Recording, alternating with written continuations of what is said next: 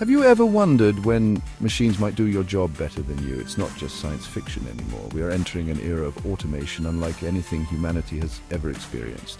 Automation used to be about big, dumb machines doing repetitive jobs in factories. Today they're piloting airplanes, diagnosing cancer, and trading stocks. What's changed? And why does it matter more than ever? For centuries, innovation made human work easier and increased productivity. In agriculture, then industry, and finally the information age, we saw clear patterns. Innovation created jobs even as it destroyed others. From fields to factories to offices, new industries replaced the old. While many feared change, innovation ultimately improved lives. But the rules are changing. In 1979, General Motors employed over 800,000 workers and earned $11 billion.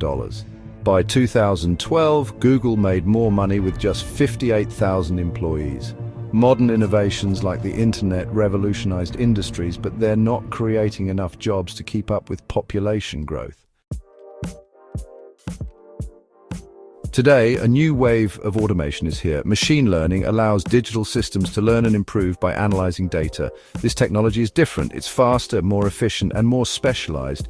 Complex human jobs are often just a series of narrowly defined tasks. Machines are learning to perform them better, faster, and cheaper than we can. According to a 2013 study, nearly half of US jobs could be automated within the next 2 decades. But what about new industries? Will they save us like before?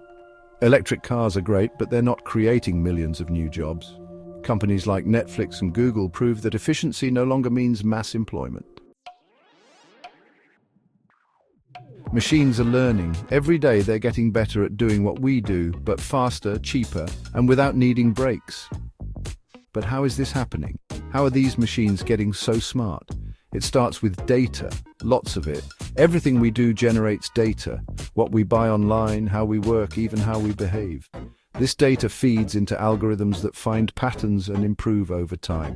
Show a machine everything you've bought online and it learns to recommend things you'll want to buy next. Now imagine scaling that across industries.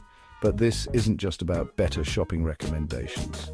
Machines are now diagnosing diseases better than doctors, managing projects more efficiently than middle managers, even writing articles like this one. Here's a real-world example. A company in San Francisco created software that eliminates middle management. It assigns tasks to freelancers, monitors their work, and learns how to do the job even better next time. The result: costs drop by 50% in the first year and another 25% in the second. This is happening across industries. Machines aren't just taking jobs, they're becoming better than us at them. But what happens to the people left behind? In the past, innovation created new jobs. But since 1973, job creation has slowed dramatically.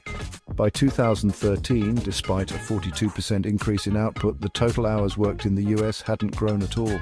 Wages for new graduates are declining. Many are taking jobs that don't even require a degree. Productivity is growing, but it's no longer tied to human labor. This separation is reshaping our economies. If fewer people have decent jobs, who will buy the products and services machines are creating? Are we heading toward a future where only a small elite benefits from automation? But it doesn't have to be this way. Automation and the information age could be the key to reducing poverty and inequality. What if we reimagine our society? Ideas like universal basic income could ensure everyone benefits. The machines aren't coming, they're already here. But it's up to us to decide what happens next. Let's shape a future where technology works for everyone. The machines aren't just coming, they're already here. So what can we do? We need to rethink education, embrace lifelong learning, and adapt to a world where human creativity matters more than ever. Subscribe to our channel for part 2, where we explore solutions to the challenges of automation. Let's build a brighter future together.